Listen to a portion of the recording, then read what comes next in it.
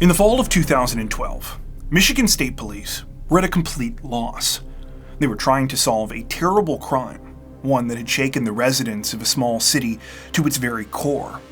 The problem was, they were now more than 2.5 years into their investigation, and it didn't appear like they were any closer to a resolution. This wasn't due to a lack of resources or trying. From the beginning, authorities had thrown everything they had at the case. They had conducted hundreds of interviews, chased down countless leads, and had even explored many credible theories. Yet still, all of these had resulted in dead ends. Part of the thing that had frustrated police most is that from the start of the investigation, the whole situation just didn't make a lot of sense. They could tell that there was something that they were missing, but as for what that was, they had no idea. Fortunately, that was finally about to change thanks to a chance encounter. The information from this encounter would not only show police that they had been looking at the case the wrong way, it also revealed that there was indeed something that they had overlooked.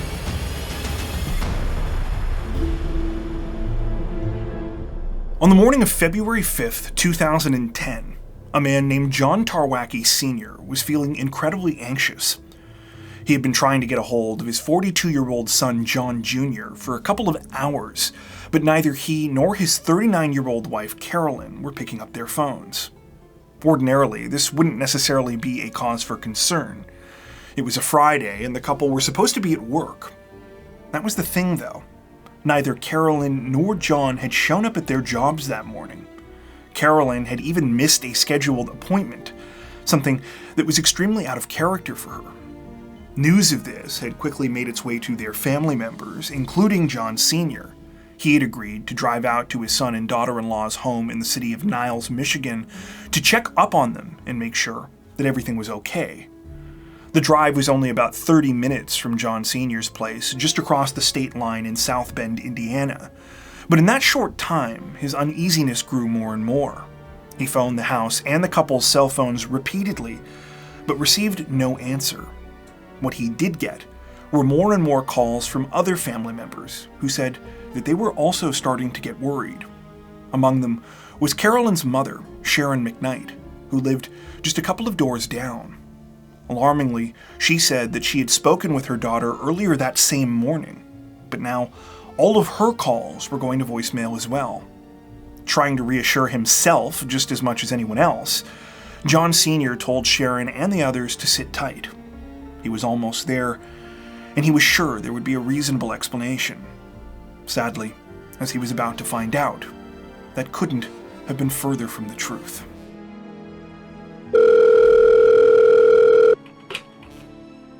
Yes, guy. This is a 911 transfer. The gentleman is saying there's been a shooting. Okay, where's the suspect at? There's no suspect. Their door was open. We were trying to find them all morning. And they were supposed to be at work, and I walked in the house, and they've been shot. Okay, sir? Yes. Have you been inside the house? I have. Okay. Are they injured or are they deceased? They're deceased. Oh, my God. After arriving at John and Carolyn's home, John Tarwacki Sr. immediately got a sinking feeling in his stomach. Despite the unanswered phone calls, his son and daughter-in-law's vehicles were both on the driveway of their residence, which was located in the rural outskirts of Niles, a short distance off of one of the main roads. When John Sr. walked up to the front door, he found it unlocked. Even with the impending sense of dread that had now built up inside of him, he was completely unprepared for what was on the other side. Almost immediately after heading in, John Sr. found his son motionless on the floor of the main hallway leading into the foyer. His head was facing towards the front door, and he was sort of lying half on his stomach and half on his side. For a split second, it looked like maybe he had suffered some kind of medical emergency. That changed when John Sr. got a little closer. His son was cold to the touch, and there was blood coming from several places on his body. The father was already reeling from this discovery, but sadly, it was about to get even worse. As he ventured into the living room, he found Carolyn in an equally horrifying state. She was propped up against a couch, unresponsive, and had numerous visible injuries to her face and chest.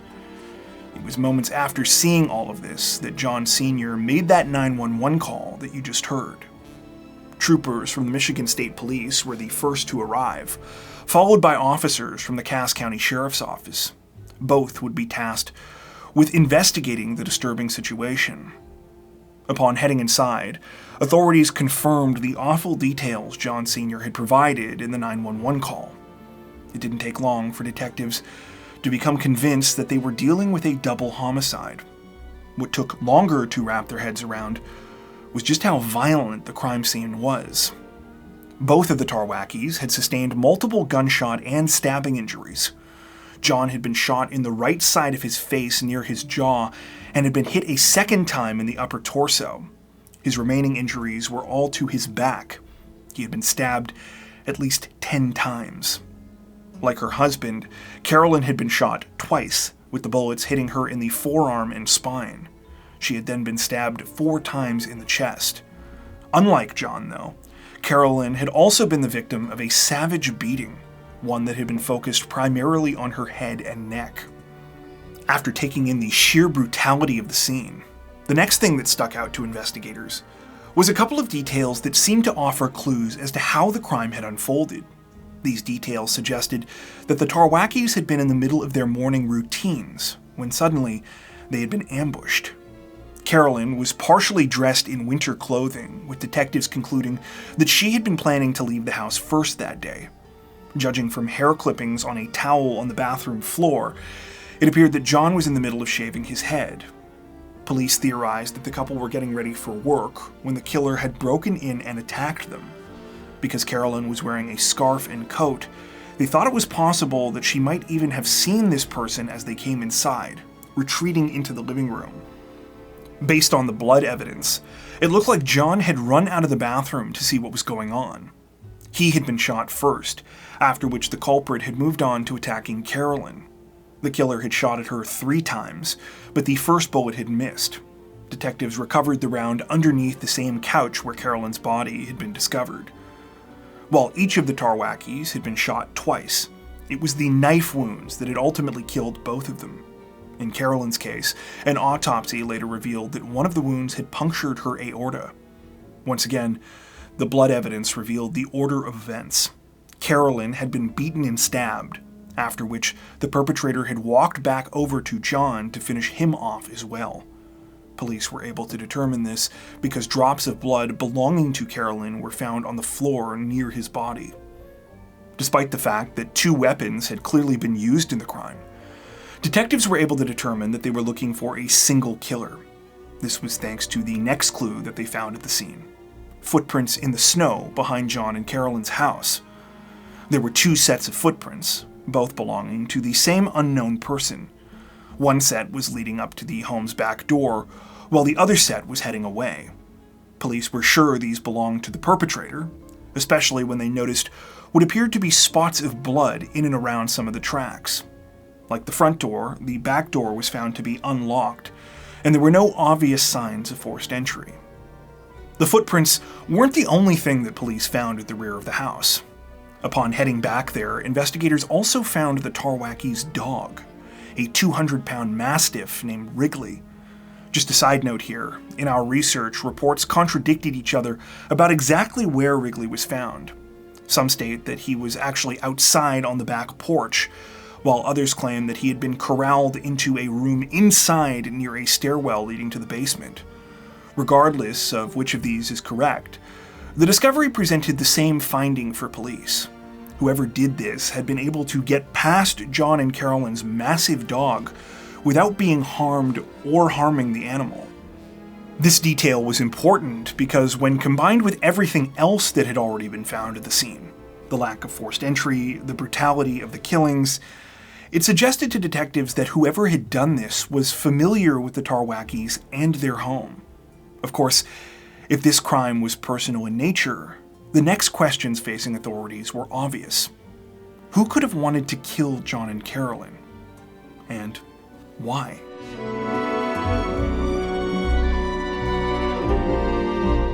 While some members of the investigative team continued their analysis of the crime scene, other detectives turned their attention to conducting interviews. specifically with those close to John and Carolyn Tarwacki. The goal was to construct a timeline, as well as to learn as much as possible about the couple to try and uncover any potential motives behind the disturbing double murder. Unsurprisingly, the first person that police spoke with was John Tarwacki Sr., who had placed the initial 911 call. When authorities first pulled up to the crime scene, John Sr. was standing outside in an obvious state of shock. Still, he was able to give them a pretty good rundown of the events that had taken place that morning. John Sr. said that it had all started when he received a call from a family member that his son and daughter-in-law hadn't shown up for work. John and Carolyn were both employees of a regional music store chain called Quinlan and Fabish, and were based out of its location in Stevensville, about a 30-minute drive from their home. John was a customer service rep at the business, while Carolyn was a regional representative for all of Southwest Michigan.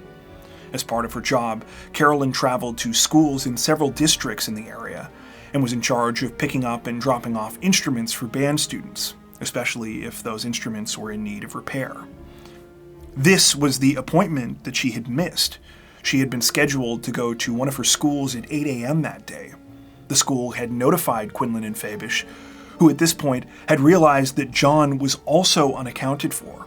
The information had been passed on to the couple's family, which is how John Sr. had found out. One of the next people the detectives interviewed was Carolyn's mother, Sharon McKnight. Her statement was extremely valuable and helped to narrow the timeline of the case significantly. As previously mentioned, Sharon only lived a couple doors down from John and Carolyn, and she had actually spoken to her daughter on the phone that morning before she went to work herself. She told police that she had called shortly after 6 a.m. and that their conversation had lasted a little over 10 minutes. Authorities looked at the phone records and were able to confirm this. The call began at 6:10 a.m. and finished 12 minutes later at 6:22. What ended up being even more valuable was the content of that call. Though Sharon said that everything seemed totally normal with the house when she talked to her daughter, Carolyn had mentioned that she was having issues with her computer. This gave investigators an idea. After finding Carolyn's laptop in the house, authorities took a look at its most recent activity. The logs showed that Carolyn had been on the machine at 6:43 a.m. Her last keystroke had been at 7:03. This meant that the crime had likely taken place sometime between 7:03 and 12:49 p.m., when the Tarwacki's bodies had been found. Unfortunately, when it came to who could have actually done this, the situation was a lot less clear. Sharon, John Sr., and pretty much everyone else that police interviewed that were close to John and Carolyn said that they couldn't think of any reason someone would want to hurt them. John and Carolyn had found each other pretty late in life. After meeting online, they had fallen in love, getting married in July of 2007, less than 3 years before their murders. John was born in April of 1967 in South Bend, Indiana. He spent most of his life in the area, attending and graduating from John Adams High in the mid-1980s. After finishing school, John served in the U.S. Navy as a nuclear-powered submarine engineer. He went on to have a few different careers in South Bend before moving to Niles to live and work with Carolyn at Quinlan and Fabish. Carolyn, meanwhile, had grown up on a farm in Niles. She attended the local high school there, and from an early age had developed a passion for music. Her instrument of choice was the euphonium, a medium-sized brass instrument that kind of looks like a smaller version of the tuba. She played in a number of bands in the area, something that she continued with into adulthood. This love of music was something that Carolyn and John really bonded over. They not only enjoyed playing in bands together, they had a strong belief in sharing their passion with those around them, especially young people who were learning and developing their own skills. The couple's jobs at Quinlan and Fabish were a big part of this. However, John and Carolyn had a reputation for going well beyond what was required of them. Both of them volunteered and helped run extracurricular music programs at the schools where Carolyn was a rep for the company, and Carolyn in particular became a real presence at many of these schools. She was known as someone that students could talk to, not just about music, but about life.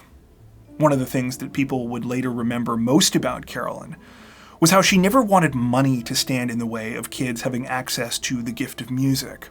She was constantly on the lookout for old instruments to fix up so that she could give them to someone in need. As one local school band director put it, quote, "She always took it one step further. She was always there to help kids out if they couldn't afford an instrument. It wouldn't be uncommon for her to find out about a kid who couldn't afford a clarinet, and all of a sudden there was an old, used clarinet that was refurbished with the kid's name on it, and there was no questions asked. That was the kind of person she was." Outside of work, Carolyn and John were also very much on the same page. Friends and family members said that it was remarkable how much their personalities complemented each other. Carolyn was warm, caring, and genuine, while John had a great sense of humor and the same sort of upbeat, bubbly personality. They did everything together, whether that was attending baseball games for their favorite team, the Chicago Cubs, or going to weekly services at their local church. People admired their relationship. Even though they had only been married less than 3 years, many simultaneously described them as feeling like they had been together forever while still maintaining the loving energy of newlyweds. In other words, they were soulmates. Understandably, this didn't give detectives much to go on in terms of a motive. This was particularly confusing because at the same time, analysis of the crime scene was making it seem even more like the double murder had to have been personal in nature. This started when authorities were looking at Carolyn's laptop, and they noticed that it was far from the only valuable that had been left untouched at the residence. Other expensive electronics were lying around in plain sight, including Carolyn and John's cell phones and an iPad. Cash was also found sitting around at the house, and in fact, nothing appeared to have been stolen. To investigators, this suggested that robbery probably wasn't the motive. As police took a closer look at the footprints that had been left in the snow behind the Tarwacki's house, they were even more convinced that the crime must have been committed by someone with an intimate knowledge of the area. So, as previously mentioned, there were 2 sets of these tracks. The first were heading to the back door of the house, while the second set were heading away. The footprints leading away were farther apart, indicating that the person had probably been running. This made sense. The killer was likely calm as they approached the residence, but was trying to flee quickly after committing the murders. What caught the attention of police specifically, though, was the route that the perpetrator had taken both to and from the house. You see, just behind John and Carolyn's yard, there was a sort of alleyway/path that ran along a wooded area that several of the homes in the neighborhood backed onto. This path could be followed directly to Yankee Street, which was the closest main road. Many people who lived in the area knew about this alleyway. However, if you were just passing through, it wouldn't have been obvious that it was there. Sure enough, this is exactly where the snowy footprints began and ended. The killer had walked from Yankee Street before hopping the chain-link fence into the Tarwacki's backyard. To detectives, this was a sign that the culprit was very familiar with the neighborhood. Because of this, canvassing became a top priority for police. They interviewed every resident they could within about a mile radius of the house, asking for an accounting of their whereabouts on the morning of February 5th, as well as anything unusual they might have seen around the time of the murders. At first, this was fairly slow going. Just like John and Carolyn, a lot of people were busy getting ready for work themselves when the killings took place. Many, like Sherry Lintz, a woman who lived in an apartment a little ways down the street, said that she and most of her family members had already left for the day by that time. Another resident, Leona Hine, would later tell the local newspaper about how she was one of several residents who returned that day, shocked to find their neighborhood swarming with police, stating in part, quote, "I knew something was going on in town, and when I tried to go home, I couldn't get down our street. You try to think back to what you might have seen." Luckily for investigators, there were a few people who had seen something, or rather, someone that morning. No one had gotten a great look at this person's face, but they all offered a relatively similar description. It was of a youngish-looking white male who had been wearing a black hoodie and dark pants. The man was spotted walking in that same path/alleyway area behind the Tarwacki's house at least twice. The second time was at approximately 7:45 a.m., when he had been seen running towards Yankee Street. This new information not only narrowed the timeline even further, It provided police with their first real theory as to who this suspect might be. As it happened, there was one other person who lived at the Tarwacki residence, a person who was starting to sound a lot like a match to the details that investigators were uncovering.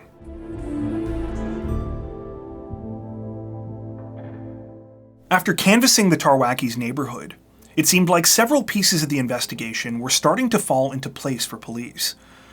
Detectives now had a description of their suspect, and they had narrowed the window of the crime to between 7:03 a.m. and 7:45, the period between the last keystroke on Carolyn's computer and when the unknown culprit had been seen running in the snow behind the house.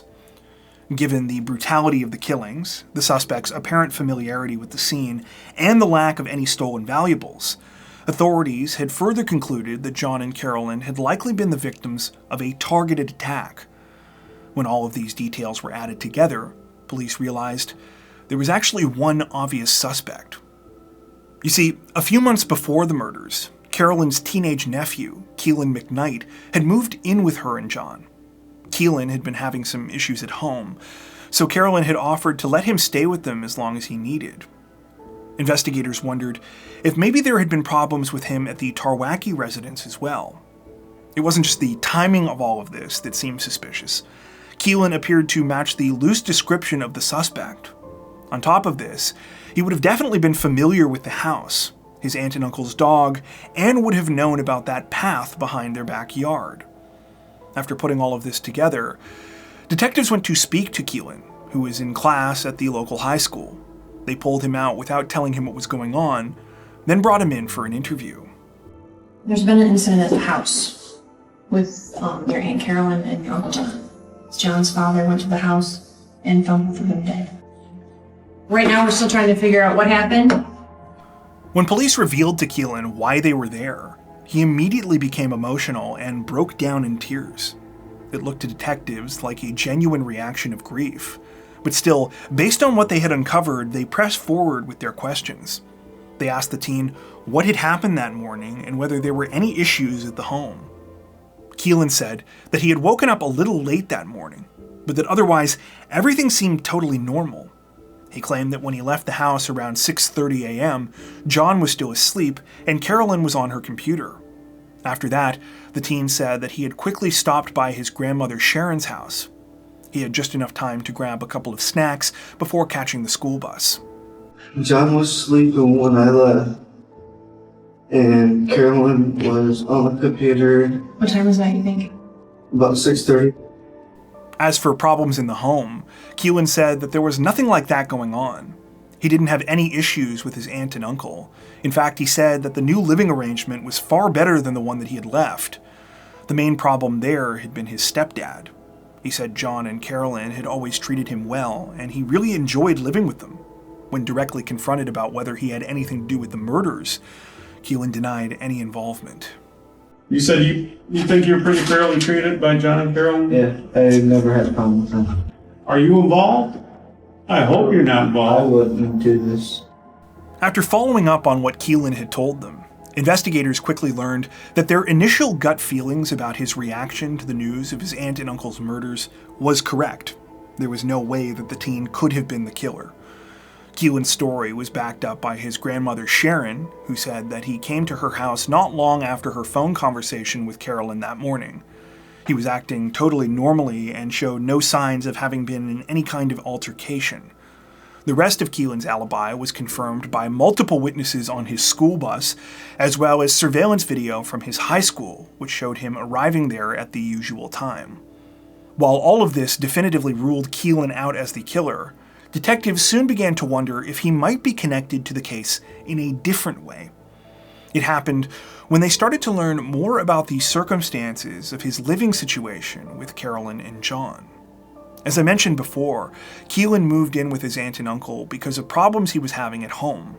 The specifics of these problems weren't really mentioned in any of the sources we came across, though several reports state that the tensions were mostly between Keelan and his stepfather, David Wiest. Initially, this was supposed to be a temporary arrangement. However, at some point, Keelan apparently asked if he could stay permanently. Carolyn and John had agreed. Keelan was improving in school and just seemed to be doing better overall, and they were kind of concerned about sending him back. As a result, they had made the decision to file paperwork for guardianship of their nephew. According to several people close to the family, this had enraged Keelan's mother, Katie, who was Carolyn's sister. Now, the relationship between Katie and Carolyn already hadn't been good before this. It was well known that they had never been close, even when they were growing up.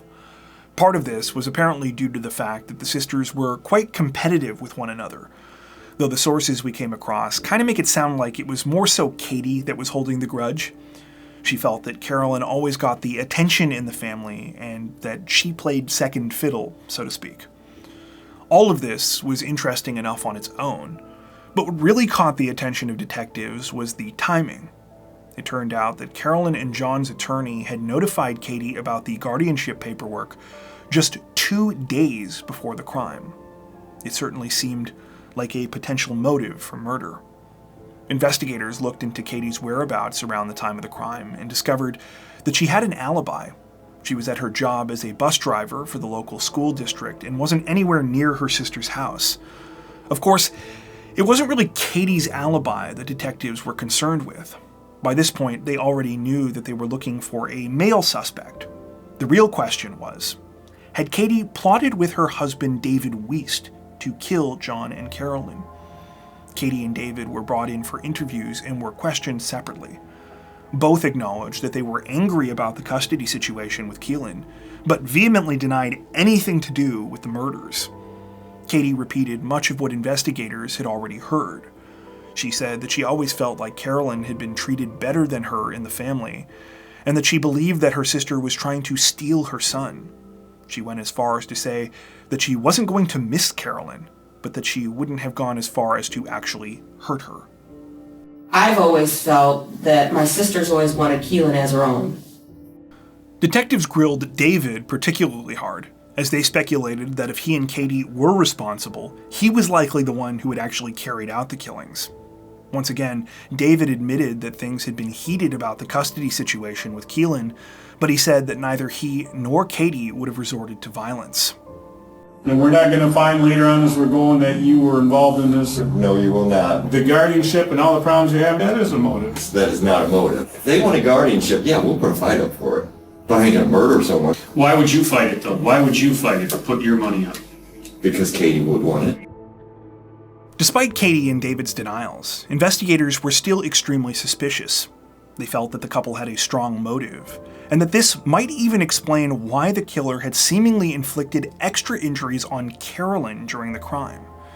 However, they soon discovered that David had an even stronger alibi than Katie. On the morning of February 5th, he started work at 8 a.m. The building where David worked had surveillance cameras and palm scanners, which employees were required to use to sign in, so there was no doubt that he had been there. The facility was also in South Bend, meaning that it would have taken David about 30 minutes to drive there. The timeline just didn't add up. Detectives considered the possibility that David and Katie had hired someone to kill the Tarwackis, but this too proved to be a dead end. There were no large withdrawals or unusual activity in their bank accounts, and no evidence of them corresponding with someone for the purposes of planning a crime. By this point, authorities were several weeks into the investigation, and to their frustration, this wasn't the only setback they were dealing with. They had continued to process the crime scene for quite some time, but almost nothing new had been uncovered. On top of this, they still didn't have a single piece of physical evidence pointing to the identity of the killer. All of the blood at the scene belonged to Carolyn and John, and there was no additional fingerprints or DNA. Even the most promising clue, the footprints in the snow, had been a bit of a letdown. Don't get me wrong, these were still incredibly important, and there was some extra things that police had been able to learn. For instance, the killer wore a size 12 shoe, the imprints from which matched the sole of a specific style from Kmart that had since been discontinued. Once again, though, the blood that had been found with these footprints, which police had hoped belonged to the killer, had also come from the Tarwackis. Unfortunately, this was not the last crushing blow that authorities would be dealt either. In April of 2010, so 2 months into the investigation, Michigan State Police received a call from Sharon McKnight. She said that she had made a pretty disturbing discovery that she thought they would want to know about. By this time, detectives had long since wrapped up their evidence gathering at the crime scene, and the home had been turned back over to John and Carolyn's family.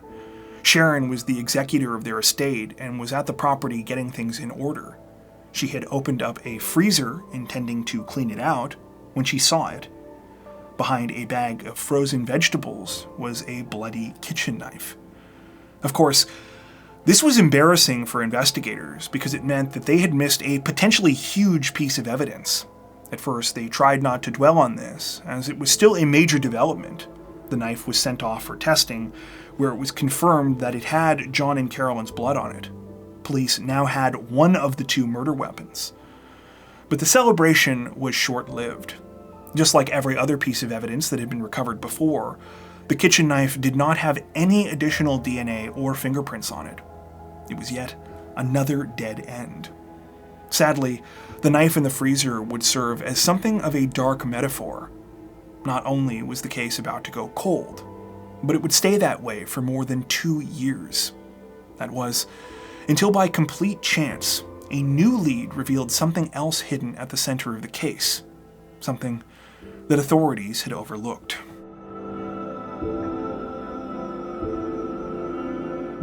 In the days and weeks immediately following John and Carolyn Tarwacki's murders, an outpouring of grief swept across their hometowns of Niles, South Bend, and the surrounding area. The case was covered extensively in local and regional news outlets. Candlelight vigils were organized, and hundreds showed up to attend the couple's funeral. Heartbreakingly, the service was held at the same church where John and Carolyn had been married less than 3 years earlier. The sanctuary was so packed that folding chairs had to be put out to cover the overflow of mourners in the building's lobby.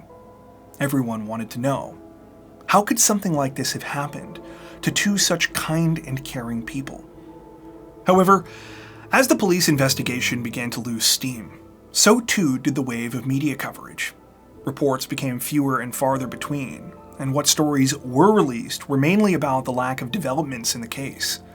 At first, it was a few months. Then a year had come and gone with no resolution. Each time a new report was released, police would make a fresh appeal for information. The whole time, John and Carolyn's devastated family did their best to carry on and stay strong. When asked about how he felt about the unsolved case in one of these reports, John Sr. replied, quote, "I don't dwell on that. I just find that just pulls me down even more if I start thinking about that too much. Personally, I find I can't dwell on that, and try not to." Nonetheless, he admitted, quote, "There's never a day, hardly an hour goes by, that I don't personally think of some memory of that day." Unfortunately, many more excruciating months would pass like this for the Tarwacki's loved ones. That was, until police finally got a lead that blew the case wide open. In September of 2012, so 2 years and 7 months into the investigation, a 23-year-old woman named Patricia Wiles was pulled over in Cass County for a vehicle-related offense. She was arrested for driving with a suspended license and was taken to a local jail. At first, nothing about this seemed particularly noteworthy. However, all of that changed when Patricia said that she wanted to speak to detectives who were working the Tarwacki double murder case. She said she had information that they needed to know. After sitting down with detectives, Patricia told them about a disturbing encounter she'd had back in February of 2010. It had happened just a few days after John and Carolyn's murder, when she was living with her boyfriend at the Franklin Woods Mobile Home Park, located just south of Niles. On this particular night, Patricia said that she'd been hanging out with her boyfriend at the trailer when his 26-year-old cousin Keith stopped by. Keith was acting really strange and jittery, and he seemed very nervous about something. Now, Patricia knew that Keith was a heavy drug user, so it wasn't unheard of for him to be kind of paranoid. Still, this felt different. Keith said that the police were after him. He was waving around a gun that he had with him, and he was just generally acting pretty scary. When Patricia and her boyfriend started asking some questions about what was going on, the situation got even more unsettling. Keith said something about the Tarwackis' murders and about how police were going to find him because he had left his footprints in their yard. Understandably, this was a bombshell revelation for investigators. That detail about the footprints in the snow, it had never been released publicly anywhere. This wasn't the only reason the detectives were intrigued, though. You see, they knew who Keith was. His full name was Keith Lintz, as in the son of Sherry Lintz, one of the Tarwackis' neighbors who they had spoken with during their original canvassing effort in the neighborhood. Detectives had actually spoken to Keith as well around that time. In fact, they were well aware that he had a criminal record for a number of drug and assault-related offenses.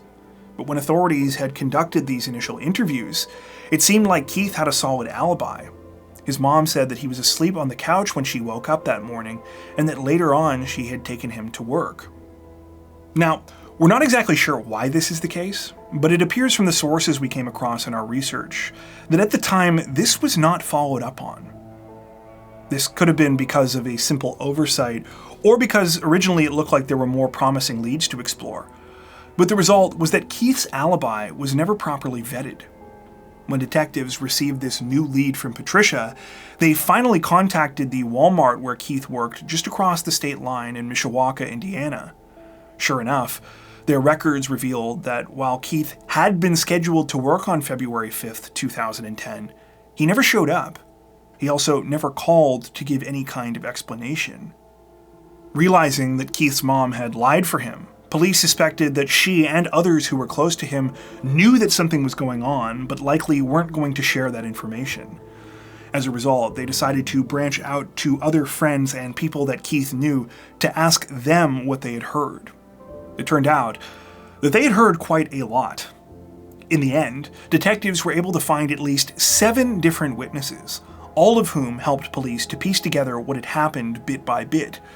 They said that Keith had told them details about the Tarwackis' murders, in some cases bragging that he was the one responsible for the crime.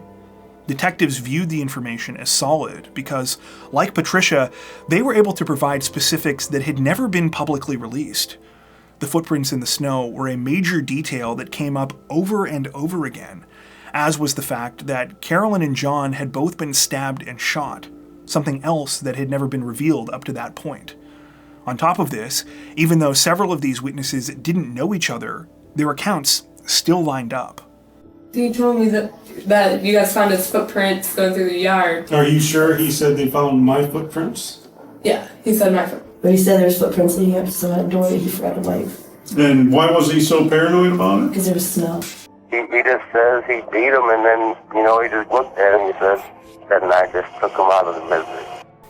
Now feeling like they had a solid amount of evidence, investigators went to confront Keith directly. They had to head down to Nashville, Tennessee to do this, because in the interim, Keith had actually been arrested and jailed on an unrelated charge. I have to ask you flat out, did you go into the Tarwacki's house and kill him? I've never even been on their lawn. Do you know who would have had the opportunity to go in there and do that? No. I never met those people. As you just heard, Keith denied even knowing the Tarwackis, though fortunately for detectives, the trip still ended up being quite valuable. In another lucky break, it turned out that a longtime friend of Keith's, a man named Shane Zimmerman, was also at the same jail at the time. He said that Keith had confessed to him previously about committing the murders, and that he believed he was guilty. He was also willing to work with police to try and obtain more evidence that they could use. Shane stated that he didn't want anything in return for his cooperation. He explained that he had screwed up his whole life and that he simply wanted to do the right thing for once. Investigators arranged for the two men to be put in a cell together, and Shane more than lived up to his word. Using the information from his conversations with Keith, as well as what they had learned from the other witnesses, they were able to put together the following version of events. On the morning of February 5th, 2010, Keith was feeling desperate. He had been up the entire previous night drinking and doing meth, but he had since run out of both drugs and alcohol and wanted cash. He asked his mother for money, but she refused. After arguing with her, Keith left the house and began looking for a place to rob. This next part is where the greatest variation in the story is, and truthfully, we don't know which version is correct. Some sources state that Keith went into the Tarwacki home because he thought that it looked like an easy target, while others state that he had mistaken the residence for a local meth house. Either way, what we do know is that Keith expected the place to be empty. After walking through the back alleyway, he hopped the fence into the Tarwacki's yard. The reason he was able to get past their dog wasn't because he was familiar with the animal, but because he had owned plenty of large and more aggressive breeds in the past. In short, he wasn't afraid and he knew how to handle them. This was just about the only thing he had handled well, though. Upon making his way inside and realizing that the Tarwackis were actually home, Keith panicked. In his sleep-deprived and drug and alcohol-fueled state, he became incredibly violent, brutally attacking John and Carolyn. First, he used the gun he had brought with him. Then, he finished them off with a knife that he grabbed from their kitchen. He threw the knife in the freezer after the killings, then ran from the house without taking anything. In other words, detectives had been wrong about the motive from the beginning. This was a completely random and opportunistic crime. In October of 2012, Keith Lintz was arrested and charged with 2 counts of first-degree murder, as well as a felony firearms violation. The case would go to court the following year, with Keith continuing to maintain his innocence and opting to go to trial. During the proceedings, Keith's defense argued that the entire case was circumstantial. There was no hard physical evidence linking him to the crime, as police had never found DNA or fingerprints belonging to anyone other than John and Carolyn.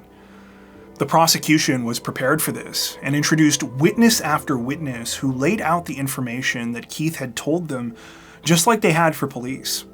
Additional details were also added, such as that Keith matched the description of the suspect spotted running from the crime scene that morning, and that he wore the same size of shoe as the footprints left behind in the snow.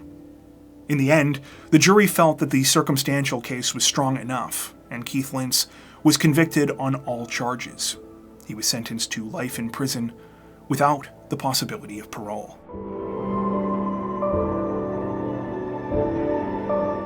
I'm going to try and keep this short because I'm pretty sure this is already the longest video we've ever released, but I just wanted to touch briefly on what I think is the biggest takeaway from this case. And that's how it's really important not to get hung up on one specific theory in an investigation. From the very beginning of this case, detectives were really bought into the idea that John and Carolyn's murders had to be targeted. Actually, they were upfront about this in many of the newspaper reports we came across from the time. On the one hand, I totally understand how they arrived at this conclusion. I mean, the level of brutality alone really does make the crime seem personal. However, in retrospect, it's easy to see how this one idea caused things to go off course. Instead of weighing all of the facts equally, it appears that police got really bogged down in this original theory, and as a result, they moved away from looking at people like Keith Lintz and spent a lot more time focusing on those close to the Tarwackis, people like Keelan, Katie, and David. I'm not trying to be overly critical here. In fact, I think the tendency for us to gravitate towards what feels like the most compelling explanation in a given situation is deeply human. We crave motivations that we can understand, even if those are awful. What we have a lot harder of a time with are actions that seem truly senseless. Of course, that's just my 2 cents, so feel free to take or leave it. As for Carolyn and John's friends and family, they were grateful to finally have a resolution to all of this, though they were quick to point out that it didn't make the heartbreak any more bearable. John Sr. in particular spoke in an interview we came across about how he doesn't believe there's really such a thing as closure. He said, "You just try your best to honor the memories of those you've lost and move forward the best you can." At least in this way, it seems that the Tarwackis have been given a fitting legacy. A scholarship was set up by John and Carolyn's loved ones at Southwestern Michigan College. Entitled the McKnight Tarwacki Music Scholarship, the yearly endowment means that even in death, John and Carolyn continue to share their passion for music with the next generation. Before we wrap up, we'd like to take a second to give a huge shout out to everyone who has made it this far into the video. Seriously, Thank you so much for watching. If you found today's upload interesting and informative, we'd be honored if you consider liking and subscribing, as well as hitting the notification bell and selecting all notifications to stay up to date with our latest releases. If you're looking for additional ways to help support the channel, we'd love to have you join us over on Patreon. Patrons get ad-free and early access to all of our content, as well as 4 additional stories per week for each of our Crimes of the Week and Crimes of the Week International videos. You can learn more at patreon.com/crimezone, where you'll also find some of the fine folks whose names are currently on screen. All that being said, we understand that not everyone has the means to support financially, and that's totally okay. We appreciate every like, sub, share, and comment that you send our way. Once again, thanks so much everyone, and take care.